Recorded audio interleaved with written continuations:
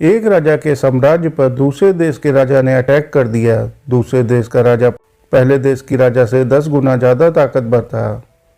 पहले देश के राजा के पास कोई ऑप्शन नहीं बचा था, अब उसे दूसरे देश से लड़ाई करनी ही थी, क्योंकि अगर वो दूसरे देश से लड़ाई नहीं करता तो दूसरा देश पहले राजा के देश को तबाह कर देता। पहले देश के राजा ने तैयारी की और अपने सैनिकों से कहा, हम पानी के रास्ते जाएंगे। जब वे पानी के रास्ते से दूसरे देश पहुंचे तो राजा ने कहा कि ये सारी नाव जला दो। सैनिकों को समझ नहीं आया राजा ऐसा क्यों करने को बोल रहे हैं, लेकिन सैनिकों ने राजा की बात मान ली और सारी नावों में आग लगा दी।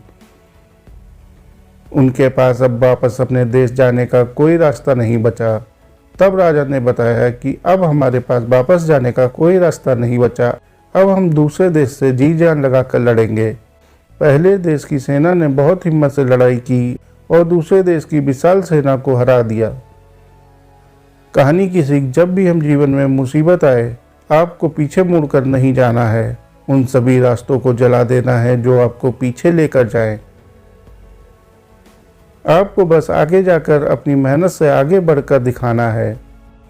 दोस्तों याद रखना, जब आपके पास पीछे आने का कोई भी रास्ता नहीं होगा तो आपको हर हाल में आगे ही जाना होगा।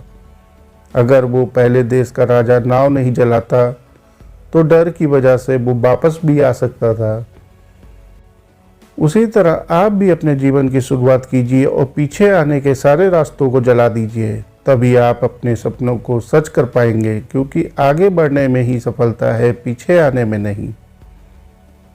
दोस्तों आपको यह मोटिवेशनल कहानी कैसी लगी कमेंट करके बताएं और इसी प्रकार की कहानियों के लिए चैनल को लाइक करें, सब्सक्राइब करें। धन्यवाद।